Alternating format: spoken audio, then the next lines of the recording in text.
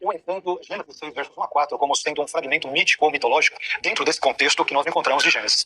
Eu entendo que os filhos de Deus, ou a expressão hebraica Bnei Elohim, que aparece em Gênesis 6, versos 2 e 4, e que aparecerá novamente depois em Jó 1:6, Jó 2:1 e Jó 38:7, e que tem desdobramentos também, por exemplo, no texto em aramaico de Daniel 3:25, a expressão Bar Elahim, seja uma referência a seres angelicais. Até nós concordamos. A expressão Bnot Hadam, ou filhas do homem ou do ser humano, entendo que são mulheres de uma forma geral. Agora, quando nós falamos sobre a expressão Nefilim, o termo hebraico Nefilim, é interessante nós vermos que não há um consenso entre os estudiosos sobre quem seriam tais seres. Aliás, eu entendo, à luz do contexto, de uma forma geral, o contexto de Gênesis no capítulo 6, que esses Nefilim, eles são seres que eles aparecem ali, que eles podem ser também os Bnei Elohim, ou seja, os filhos de Deus.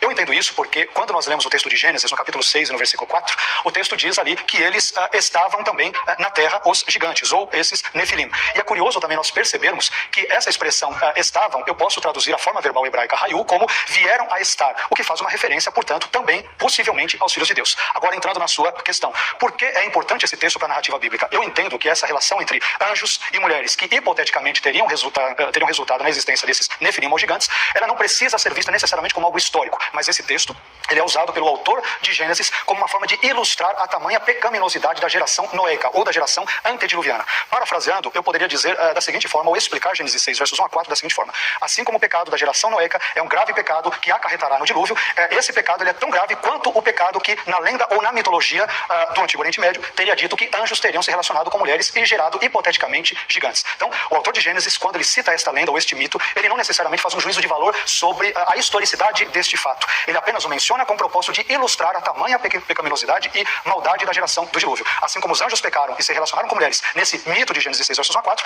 da mesma forma, o pecado que ocasionará ou desencadeará o dilúvio era igualmente grave. Assim que eu entendo a importância do mito de Gênesis 6, versos 1 a 4. Nós tivemos um